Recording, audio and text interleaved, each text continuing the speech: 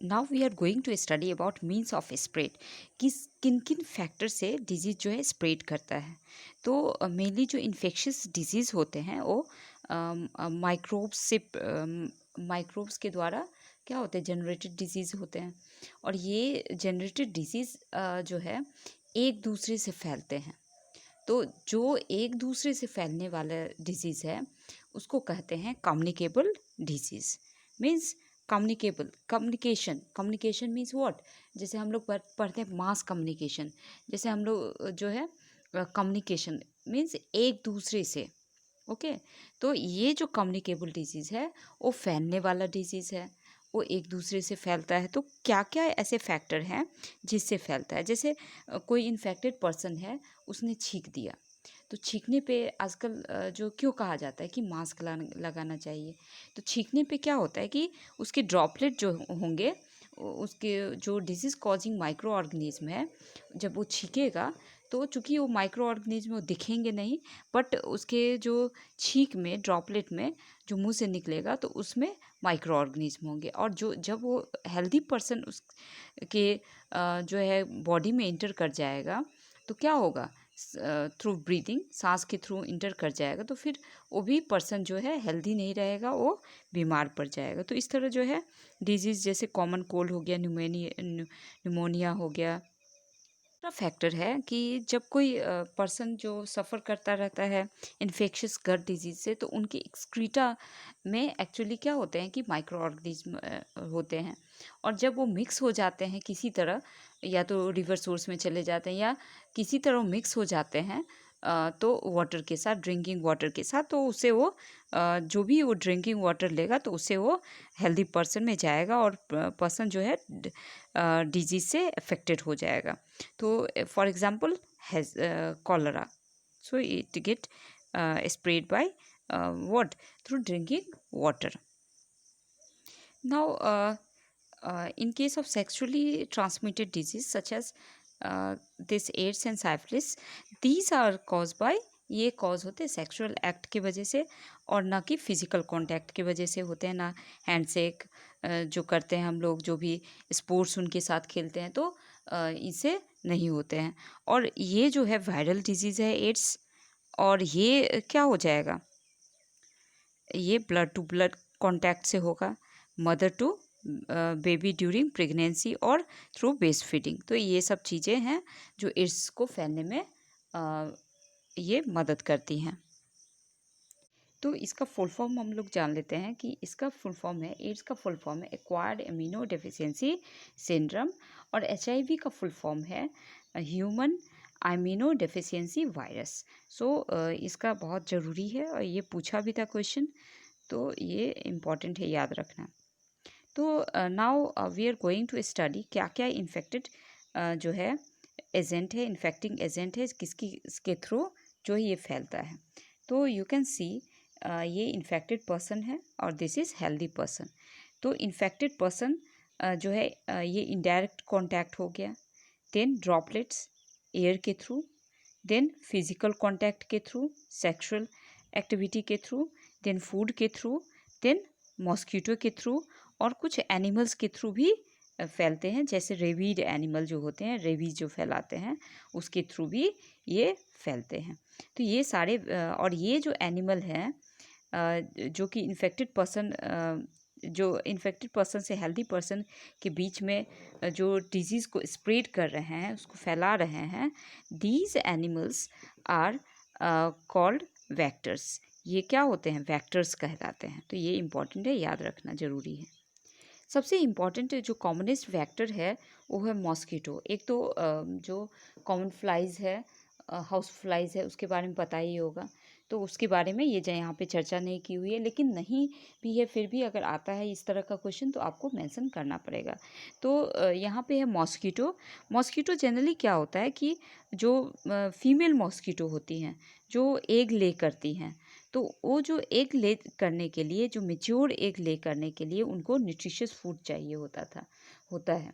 तो nutritious food जो है they feed on warm blooded animal. तो वार्म ब्लडेड एनिमल में हम लोग भी आते हैं, और जिसके वजह से क्या होगा कि वो हमारा ब्लड लेती है और ब्लड के थ्रू ये डिजीज़ को ट्रांसमिट करती है। जो डेंगू होता है, मलेरिया होता है, तो ये सब डिजीज़ को ये क्या करती है, ये स्प्रेड करती है। तो मॉस्किटो जो मलेरिया को स्प्रेड करती है तो फीमेल एनोफिलीज मॉस्किटो है, और जो डेंगू को स्प्रेड करती है उसको एडीज़ कहा जाता है।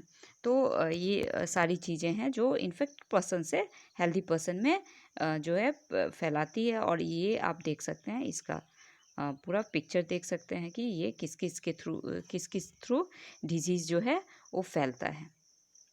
Now next topic is organ specific और टिश्यू स्पेसिफिक मैनिफेस्टेशन।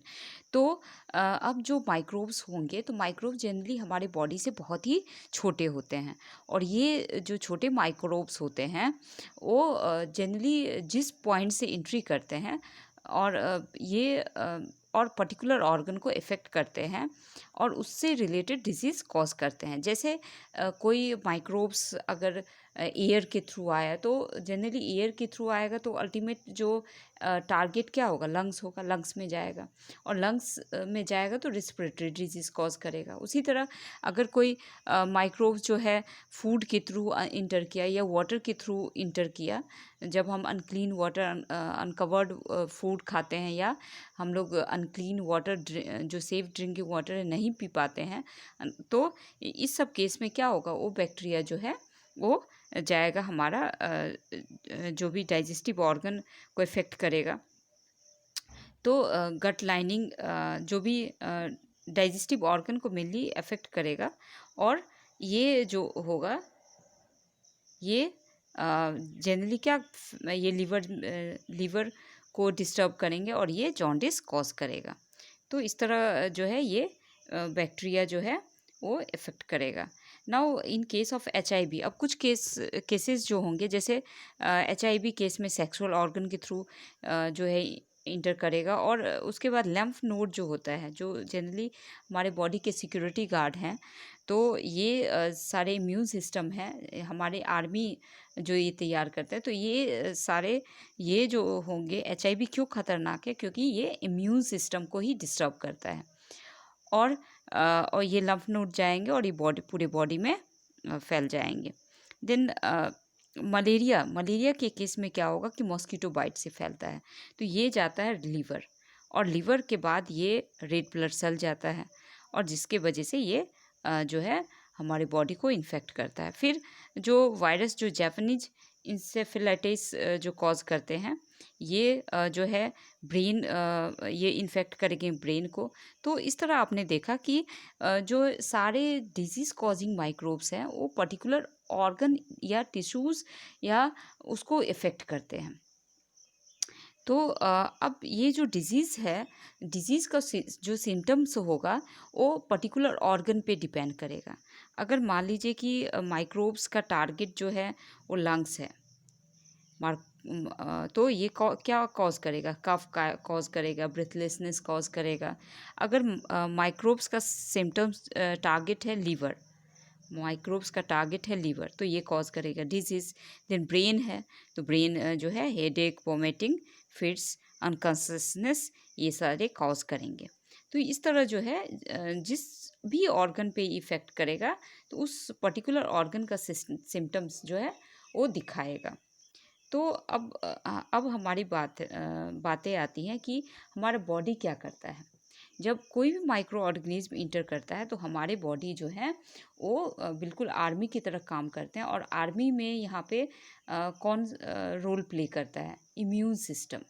तो जैसे हम लोगों ने सर्कुलेटरी सिस्टम पढ़ा, डाइजेस्टिव सिस्टम पढ़ा, तो इनका रोल जो है हमने नहीं पढ़ा 7th में कि ये जो है क्या होते हैं, लेकिन ये बहुत ही इम्पोर्टेंट रोल प्ले करते हैं, बिल्कुल एक आर्मी की तरह रोल प्ले करते हैं।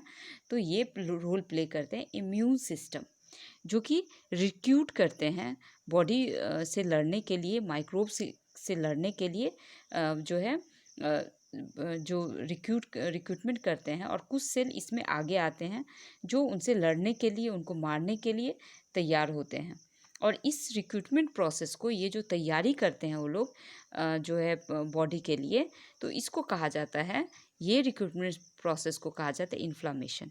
और इसी के वजह से क्या होता है कि हमें बुखार आता है, हमें जो है स्वेलिंग होती है, पेन होता है। तो स्वेलिंग और पेन क्या है, बिल्कुल वो तैयार कर रहे हैं कुछ जो भी जो भी हमारे बॉडी से जो लड़ेंगे, बॉडी के लिए जो लड़ेंगे, उनको ये आर्मी को जो है तैयार कर रहे हैं।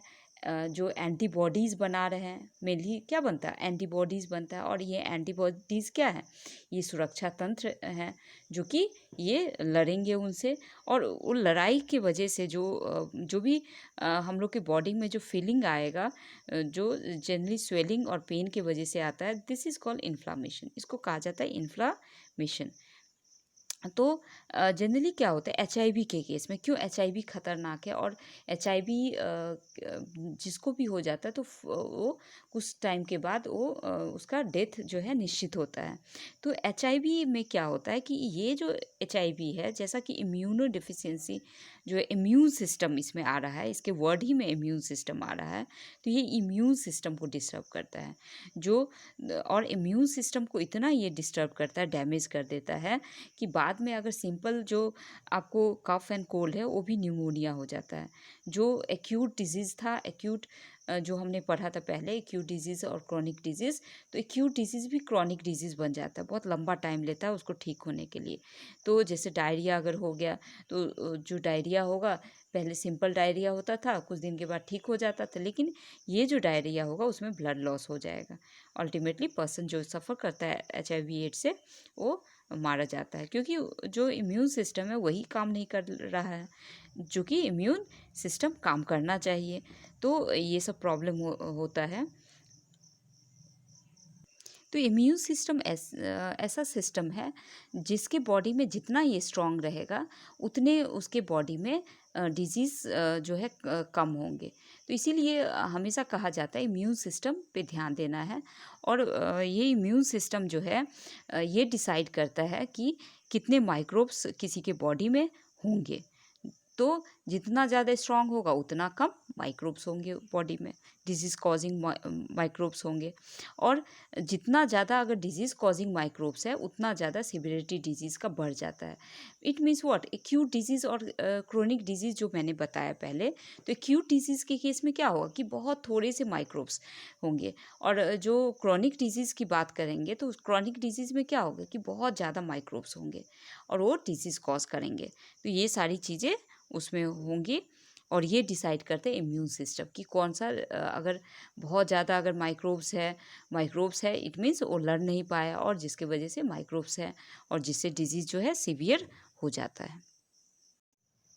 Now what are the principal of treatment. Treatment का प्रिंसिपल क्या है, कैसे हम लोग जो ट्रीट करेंगे इन्फेक्शियस डिजीज़ को। तो एक तो है कि उसके सिवियरिटी को कम करना, उसका जो लक्षण है, जो सिम्टम्स है, उसको कम करना। और दूसरा है कि जो इफ़ेक्ट है डिजीज़ का, फर्स्ट है इफ़ेक्ट ऑफ डिजीज़ को कम करना, और दूसरा है डिजीज़ को किल करना, डिजीज़ को मारना। और पहला क्या था, इफ़ेक्ट जो है उसको कम करना, रिड्यूस करना। तो दो ये हैं जिससे कि हम लोग उस डिजीज़ पे काबू पा सकते हैं। तो पहला जो जो भी सिम्टम्स है, जो सिम्टम्स जनरली जो है इन्फ्लामेशन की वजह से आते हैं, जैसे बुखार आ गया, जैसे पेन हो गया, लूज़ मोशन हो गया, तो उसकी हम लोग मेडिसिन अगर ले लें और बेड रेस्ट अगर दे दें, तो उससे क्या हो जाएगा कि सिम्टम्स जो है कम हो जाएंगे। जैसे बेड रेस्ट लेने के बाद क्या हो जाएगा कि उसका एनर्जी कंजर्व हो जाएगा, बॉडी जो है एनर्जी कंजर्व कर देगा। और बाकी जो है काम, जो बॉडी का काम होगा वो केवल हीलिंग में होगा। तो इस तरह हम लोग जो है डिजीज़ के इफ़ेक्ट को कम कर सकते हैं। दूसरा है कि दूसरा जो भी, लेकिन ये जो तरीका है सिम्टम्स को, उससे हम लोग माइक्रो ऑर्गेनिज्म को मरेगा नहीं, और उससे क्या होगा, इन्फेक्शन का डर ज़्यादा होगा। एक जो अनहेल्दी पर्सन से हेल्दी पर्सन में जो है ये फैलेगा। तो उसको सबसे अच्छा है कि उसको मारना, जो माइक्रोब्स है उसको मरने चाहिए, जिससे कि डिजीज़ जो है दूसरे पर्सन में नहीं इन्फेक्ट हो। तो सारे जो भी डिजीज़ है जो कॉज होता है वो डिफरेंट माइक्रोब से, जैसा कि आपने पहले भी देखा था, डिफरेंट ग्रुप ऑफ माइक्रोब से, जैसे हम लोग देख सकते हैं वायरल है, बैक्टीरिया है, प्रोटोजोआ है, फंगी है, तो ये सब चीज़ों से कॉज होती हैं। और सारी जो भी माइक्रोब्स है उनका मैकेनिज्म जो है वो अलग अलग है। वो जो भी काम करते हैं, जैसे भी काम कर, चूँकि लिविंग है तो सारी चीज़ें करेंगे, जैसे हम लोग के बॉडी में होता है रिस्पिरेशन, न्यूट्रिशन, ये सारी चीज़ें करेंगे, लेकिन उनका जो तरीका है वो अलग होता है। तो मेडिसिन हमेशा उस तरीके पे काम करता है ताकि वो जो है कोई भी फंक्शन अगर डिस्टर्ब होता है तो वो मारे जाते हैं।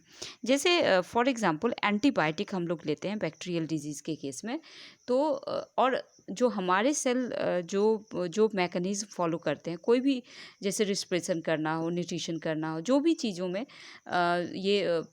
ये तरीका लेते हैं वो डिफरेंट होता है बैक्टीरिया से, वो डिफरेंट होता है फंगाई से, वो डिफरेंट होता है वायरस से, वो डिफरेंट होता है प्रोटोजोआ से। तो फॉर एग्जांपल अगर एंटीबायोटिक हम लोग लेते हैं तो एंटीबायोटिक क्या काम करता है कि एंटीबायोटिक जनरली किस पे काम करता है, जो मैकेनिज्म होता है सेल वॉल का, उस पे काम करता है। चूँकि हमारे सेल में जो है सेल वॉल नहीं होता है और बैक्टीरिया में सेल वॉल का होता है, तो एंटीबायोटिक उसी पे काम करेगा और जिससे क्या होगा कि हमारा बॉडी अनअफेक्टेड हो जाएगा, उस चीज़ से कोई मतलब नहीं है और ये बैक्टीरिया को सेल वॉल ही नहीं फॉर्म करने देगा, सेल वॉल नहीं फॉर्म करने देगा एंटीबायोटिक, तो ये ईजिली जो है मारा जाएगा। उसी तरह प्रोटोजोआ जो है, ड्रग जो प्रोटोजोआ को किल करते हैं वो अलग मैकेनिज्म, वो पर्टिकुलर मैकेनिज्म पे ये जो है हमला करते हैं और जिसकी वजह से ये प्रोटोजोन्स वाले डिजीज़ मारे जाते हैं। तो मलेरिया के डिजीज़ जैसे हो गया, तो ये सब जो है पूरी तरह क्योर हो जाता है। उसके वायरल डिजीज़ जो है बहुत मुश्किल है, मेडिसिन वायरल जो भी वायरस का मेडिसिन बनाना काफ़ी मुश्किल हो जाता है, क्योंकि ये जो वायरस होते हैं उनका बहुत ही कम मैकेनिज़्म होता है जो वो अपना फॉलो करते हैं। सारे मैकेनिज़्म वो बॉडी का यूज़ करते हैं। तो वायरल जनरली देखा होगा कि वायरल जो मेडिसिन आते हैं बहुत टाइम के बाद, उनको बहुत टाइम लगता है रिसर्च करने में, क्योंकि वो बहुत ही कम थोड़े मैकेनिज़्म यूज़ करते हैं। तो ये सारी चीज़ें थी। और जैसे एचआईवी को कंट्रोल, अभी तो थोड़ा बहुत आ गए हैं एचआईवी को कंट्रोल करने वाला, थोड़ा सा अंडर कंट्रोल हो जाए, लेकिन जनरली वायरस के जो भी मेडिसिन है वो बहुत टाइम लगाते हैं, क्योंकि उनका जो मैकेनिज़्म है बहुत ही कम होता है, वो सारे सेल का मैकेनिज़्म यूज़ करते हैं। Now we will study about principal of prevention, कैसे हम लोगों को कंट्रोल करना है। तो जो डिज़ीज़ है, जो इन्फेक्शियस डिज़ीज़ है, वो एक पर्सन से दूसरे पर्सन में फैलेगा, तो इनको कैसे कंट्रोल करना है, तो ये हम लोग देखेंगे। तो यहाँ पे जो प्रिंसिपल ऑफ प्रिवेंशन है, इसके ये जो अप्रोच है उसके ये जो प्रिंसिपल ऑफ प्रिवेंशन है, उसके रास्ते में 3 जो है रुकावटें हैं। और ये 3 रुकावटें क्या हैं? तो फर्स्ट रुकावट ये है कि अगर किसी को डिजीज़ होता है तो उसका बॉडी फंक्शन डैमेज होता है, जिसकी बात हम लोग किए थे, इम्यून सिस्टम क्या हो जाता है, वो डिस्टर्ब हो जाता है, और जिससे कि बॉडी जो है अगर पूरी तरह डिस्टर्ब हो गया, जैसे एचआईवी के केस में, तो कभी रिकवर नहीं होगा, अल्टीमेटली उसका डेथ होगा। नाउ सेकेंड इज़ जो ट्रीटमेंट चलता है वो बहुत थोड़ा टाइम लेता है, और जो पर्सन होते हैं वो डिज़ीज़ इतना ज़्यादा बढ़ जाता है डिज़ीज़ कि उनको बेड रिडन कर देता है। तो जो माइक्रोब्स का जो नंबर होता है इतना ज़्यादा होता है, तो जिसके वजह से वो जो है बेड रिडन हो जाते हैं। और तीसरा है कि वो सोर्स बन जाते हैं, जो पीपल होते हैं, जो इन्फेक्टेड पर्सन होते हैं, वो सोर्स बन जाते हैं दूसरे के लिए। तो ये सारी तीन जो थे वो लिमिटेशन है इसके रास्ते में। अब फिर भी हम लोग कैसे क्योर करेंगे वो हम लोग देखते हैं। अब प्रिवेंशन के लिए 2 रास्ते हैं, एक है जनरल और दूसरा है स्पेसिफिक। तो किसी भी डिजीज़ के लिए प्रिवेंशन के लिए 2 ही रास्ते हैं, एक जनरल रास्ता है, एक है स्पेसिफिक। तो जनरल वे जो होता है प्रिवेंशन का, और स्पेसिफिक। तो स्पेसिफिक में पर्टिकुलर ऑर्गन पे टारगेट किया जाता है, और यहाँ जनरल में जनरल बातों का ध्यान रखा जाता है। अब क्या क्या बातें हैं वो हम लोग देखते हैं। अब जनरल वे जो होगा, जैसे अगर कोई वो एयरबॉर्न डिजीज़ है, तो एयरबॉर्न डिजीज़ है तो क्या होगा कि हमें उस टाइम जो है ओवर क्राउडेड प्लेस पे नहीं रहना है। उससे जो है क्या हो जाएगा कि जो इन्फेक्टेड पर्सन है, जैसे कोई बच्चा जो है वो वायरल डिजीज़ से या कोई भी माइक्रोबियल डिजीज़ से जो उसको छींक है, खांसी है, तो उस केस में क्या करना है, उसको जो स्कूल जो है बोलना है कि स्कूल नहीं आने देना है, ताकि वो जो बच्चे हैं जिससे कि उसके चारों ओर जो बच्चे होंगे वो इन्फेक्टेड नहीं होंगे। तो ये जनरल जो है प्रिवेंशन का, ट्रीटमेंट का तरीका है। फिर जो अगर एयरबॉर्न जो वाटर बॉर्न डिजीज़ेस है, तो जनरली किससे होता है कि अनक्लीन वाटर से होता है। तो हमें वाटर का ट्रीटमेंट करवाना है और उसके बाद ही वाटर जो है पीना है, पानी पीना है। तो ये सब है, खाने को ढक के रखना है। तो ये जनरल जो है बातें हैं जिसको फॉलो करना है, जिससे कि माइक्रोब्स नहीं हो। फिर वेक्टर बॉर्न जो भी इन्फेक्शन है, जैसे वेक्टर बॉर्न इन्फेक्शन जैसे हो गए, जैसे रेबीज जो है डॉग हो गया तो रेबीज इंजेक्शन उनको लगाना है। देन जो मॉस्किटो हो गए, मॉस्किटो से जो होता है, तो मॉस्किटो का जो भी ब्रीडिंग ग्राउंड है, जैसे कहीं भी अगर पानी है तो उसको जो है ट्रीट करवाना है, जिससे कि मॉस्किटो जो है उससे उसका ब्रीडिंग नहीं हो और जो कि वेक्टर नहीं बने मलेरिया का और डेंगू का। तो ये सब सारी चीज़ें, जनरल चीज़ें हमें करवानी है। तो अब ये जो प्रिंसिपल है, जो भी जनरल है जो ट्रीटमेंट का, तो उससे ज़्यादा ज़रूरी है ये जानना कि बॉडी जो है कितना कैपेबल है, कितना उसका इम्यून सिस्टम सही है काम करने के लिए। तो इम्यून सिस्टम खुद ब खुद एक डॉक्टर है हमारे बॉडी का, और ये डॉक्टर बाहर नहीं है, ये डॉक्टर हमारे अंदर में है, जो कि एंटीबॉडीज़ प्रोड्यूस करता है, और एंटीबॉडीज़ प्रोड्यूस करता है, फिर वो लड़ता है। तो यहाँ पे और लड़ता है और इन्फेक्शन से लड़ेगा। जैसे ही कोई बॉडी में इंटर किया माइक्रोब्स, तो उसके बाद ये लड़ना शुरू करेगा, और कभी-कभी हमें पता भी नहीं चलता कि हमारे बॉडी में किसी ने इंटर किया है, माइक्रोब्स इंटर किया है और वो हमारे बॉडी को डैमेज कर रहा है। तो ये सारा सिस्टम जो है इम्यून सिस्टम काम करता है, और इम्यून सिस्टम जो है उनको हरा देता है और हमें पता भी नहीं चलता है। लेकिन जब इम्यून सिस्टम नहीं हरा पाते हैं तो माइक्रोब्स का नंबर बढ़ने लगता है, फिर वो सिम्टम्स के रूप में हमें जो है पता चलता है। और सिम्टम्स के बाद जो है डॉक्टर जो होते हैं, जनरली हम लोग फिजिशियन के पास या डॉक्टर के पास क्यों जाते हैं, क्योंकि डॉक्टर ये पता लगाते हैं कि कौन सा पर्टिकुलर ऑर्गन इफ़ेक्ट कर रहा है, और जिसके वजह से वो दवा देते हैं। तो अगर हम अपने मन से अगर कोई सिम्टम, जैसे बुखार हुआ, सर्दी हुआ, और हम ले लिए, तो एक्चुअली उस केस में क्या होता है कि बहुत सारे जो मेडिसिन है उनका साइड इफ़ेक्ट भी होता है, तो वो साइड इफ़ेक्ट भी हो जाएगा और माइक्रो ऑर्गेनिज्म मरेगा नहीं। जैसे अगर हम एंटीबायोटिक खा रहे हैं और हमें सर्दी खांसी है, तो वो सर्दी खांसी अगर वायरल के वजह से है, वायरस के वजह से है, तो कभी भी नहीं ठीक होगा। उल्टा क्या होगा कि जो भी हमारे बॉडी के अंदर जो भी अच्छे माइक्रोब्स हैं वो मारे जाएंगे। तो ये सारी चीज़ें होंगी, तो इसीलिए कभी कभी जो है हमें पता ही नहीं चलता, और जब इन्फेक्शन बढ़ जाता है, जब इम्यून सिस्टम काम नहीं कर पाता है, सक्सेसफुल नहीं हो पाता है, तो वो डिजीज़ के रूप में उभर के आता है। तो इम्यून सिस्टम का, अब इम्यून सिस्टम क्यों नहीं काम करता है, तो कभी कभी क्या होता है, लैक ऑफ फूड की वजह से भी, लैक ऑफ न्यूट्रिशन की वजह से भी ये काम नहीं करता है। तो अगर हम सही तरीक़ा से फूड अगर खाएंगे, बहुत अच्छे से अगर खाएंगे, तो क्या होगा कि ये इम्यून सिस्टम काम करेगा अच्छे से, और हम लोग डिजीज़ फ्री हो जाएंगे। तो ये भी तरीका है ट्रीटमेंट का, अपने आप को सही नॉरिशमेंट, सही तरीका, जो सही लाइफ स्टाइल अपनाना है, जिससे कि इम्यून सिस्टम जो है वो सही तरीके से काम करे और आप खुद ब खुद ठीक हो जाए। आपको डॉक्टर के पास जाने की ज़रूरत नहीं हो, क्योंकि हर एक बॉडी में एक डॉक्टर मौजूद है, दैट इज़ इम्यून सिस्टम। अब एक जो बहुत साल पहले, 100 years एगो पहले स्मॉल पॉक्स एपिडेमिक्स हुआ था। तो स्मॉल पॉक्स एपिडेमिक था, और लोग जो है जिनको स्मॉल पॉक्स होता था, लोग उनके पास जाना नहीं चाहते थे, क्योंकि वो जानते थे कि उनको ये इन्फेक्शन हो जाएगा, फिर वो बीमार पड़ जाएंगे। लेकिन एक ग्रुप था जो नर्सिंग स्टाफ था, जो डॉक्टर्स थे, तो वो ट्रीट करते थे और उनको ये डिजीज़ जो है नहीं होता था, उनको कोई डर नहीं होता था। तो बाद में ये जो बातें निकली इस स्मॉल पॉक्स के बाद, कि अगर ये डिज़ीज़ से कोई सफ़र कर रहा है, उसको ये दोबारा अगर वो ठीक हो जाता है तो दोबारा ये डिज़ीज़ नहीं होता है। तो इसका क्या रीज़न था? तो इसका यही रीज़न है कि जब बॉडी में, अगर मान लीजिए कि ये आपका आपका बॉडी है और कोई जो है माइक्रोब्स इस पे हमला कर दिया तो बॉडी ने क्या प्रोड्यूस किया? एंटीबॉडी। बॉडी ने क्या प्रोड्यूस किया? एंटीबॉडी। और मान लीजिए कि कमज़ोर हुआ तो ये एंटीबॉडी इसको ईज़िली हरा देगा।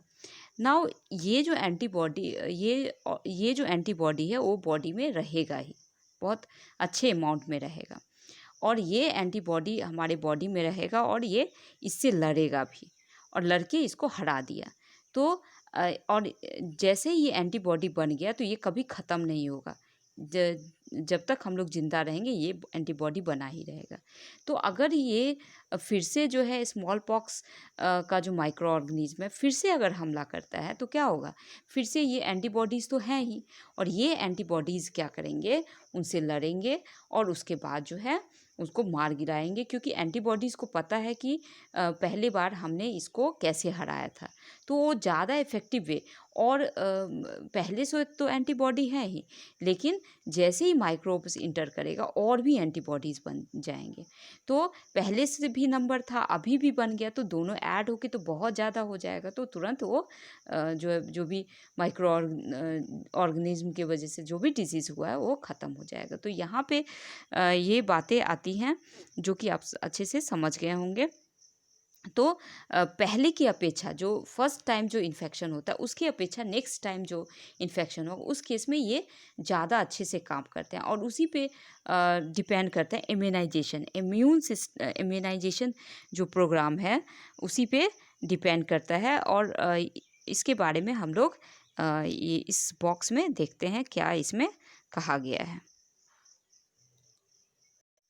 तो यहाँ पे आप देख सकते हैं जिन्होंने डिस्कवर किया है वैक्सीन का, ये है एडवर्ड जेनर, और ये बॉय है फिलिप। उस पे ये जो पहला जो प्रयोग किया इन्होंने, तो इसी पे प्रयोग था इनका, और बहुत ही सक्सेसफुल हुआ। जो कि एपिडेमिक था काउपॉक्स, जिससे कि बहुत उस टाइम के बहुत किंग क्वीन कोई भी नहीं बच पा रहा था। तो ये सारे जो है ये सारे मारे जा रहे थे इस डिजीज़ के वजह से। तो इन्होंने रिसर्च किया, खोज किया, और जो बॉय था, छोटा सा लड़का था, तो उस पे उन्होंने ये काम किया, और उन्होंने ये काम जो एक्सपेरिमेंट के तौर पे इस पे किया। लेकिन उन्होंने देखा एक चीज़ कि जो मिल्कमेड थे, तो उनको क्या होता था, काउपॉक्स जो काऊ में होता है, एक माइल्ड फॉर्म ऑफ डिजीज़ होता है। तो जब मिल्क मेड जो होती थी, तो जो मिल्किंग करती है, तो उस टाइम जो है ये इन्फेक्टेड हो जाते थे उससे, काउपॉक्स से। तो जैसे ही इन्फेक्टेड हो गए काउपॉक्स से, तो उनको स्मॉल पॉक्स नहीं होता था। ये इसी चीज़ पे काम करता था। काउपॉक्स क्या होता था? Mild form of micro organism है, जो कि इंटर किया, और हमारा बॉडी क्या प्रोड्यूस किया? एंटीबॉडीज़। तो एंटीबॉडीज़ जो है वो लड़ा, और ये काउपॉक्स जो है जो भी माइक्रो ऑर्गेनिज्म है उसको मार गिराया। तो उसके एंटीबॉडीज़ तो रहेंगे ही, और उसके बाद जब नेक्स्ट जो अटैक होगा स्मॉल पॉक्स के माइक्रो ऑर्गेनिज्म का, तो क्या हो जाएगा?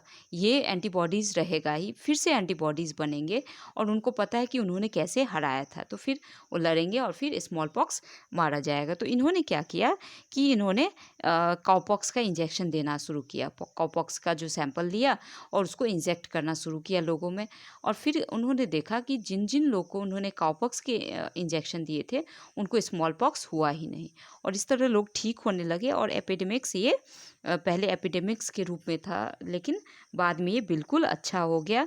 ये एपिडेमिक्स नहीं रहा, ये ट्रीटेबल डिजीज़ बन गया। तो काउ, ये जो वैका जो वर्ड आया, वैक्सीन वर्ड आया है, वो वर्ड आया है काउ से। तो काउ मीन्स वेका, जो लैटिन में होता है। और अब हम लोग देखते हैं, और इस तरह हमने देखा कि जो जनरल जो ट्रीटमेंट का रूल है, तो जनरल में सारी बातें आ जाती हैं, लेकिन यहाँ पे जो वैक्सीन है वो स्पेसिफिक है। यहाँ पे क्या होता है, स्पेसिफिक जो मीन्स है ट्रीटमेंट का। तो ये जो स्पेसिफिक मीन्स है, तो पर्टिकुलर डिजीज़ के केस में पर्टिकुलर वैक्सीन दिया जाता है। जैसे टेटनस का वैक्सीन है, डिप्थीरिया, व्हिपिंग कफ, मीजल्स, पोलियो और बहुत सारे इस बीमारी के केस में वैक्सीन दिया जाता है। तो आपने सुना होगा चाइल्ड इम्यूनाइजेशन प्रोग्राम, क्योंकि बच्चे जो होते हैं उनमें इम्यून सिस्टम काफ़ी कमज़ोर होता है, उनमें एंटीबॉडी जीरो होता है। तो इनको एंटीबॉडीज़ उनके बॉडी में प्रोड्यूस करने के लिए इम्यूनाइजेशन प्रोग्राम करवाया जाता है। तो शुरू में आप देखते होंगे, अगर आपके घर में छोटे बच्चे हैं तो उनको इंजेक्शन दिया जाता है, वैक्सीन दिया जाता है। तो ये वैक्सीन क्या इंट्रोड्यूस करता है, एंटीबॉडीज़। तो जब उनके बॉडी में सारे एंटीबॉडीज़ आ जाएंगे डिफरेंट डिजीज़ के, तो वो बाद में क्या होगा, कोई डिजीज़ इंटर भी करेगा तो फिर उसको जो है ये प्रॉब्लम नहीं होगा, उस डिजीज़ से अफेक्टेड नहीं होंगे। अब एग्जांपल है हेपेटाइटिस वायरस का, जो कि जॉन्डिस कॉज करते हैं, जो कि वाटर से फैलते हैं। तो अब ये जो हेपेटाइटिस ए है, उसके केस में भी वैक्सीन आ गया है। तो ये वैक्सीन प्रोटेक्ट करता है, लेकिन बहुत सारे केस में क्या होता है, चिल्ड्रन जो है वो इन वायरस से एक्सपोज होते हैं, वाटर, अनक्लीन वाटर से, जो सेफ़ ड्रिंकिंग वाटर नहीं होता उससे, और वो इम्यूनिटी डेवलप करते हैं। लेकिन किन्हीं बच्चों का क्या होता है, इम्यून सिस्टम कमज़ोर होता है, इम्यूनिटी डेवलप नहीं कर पाते और मारे जाते हैं। तो उस केस में ये जो वैक्सीन है वो काफ़ी कारगर होता है। तो हमने ये सारी चीज़ें पढ़ ली, और सो आपको समझ में आ गया होगा। So thank you.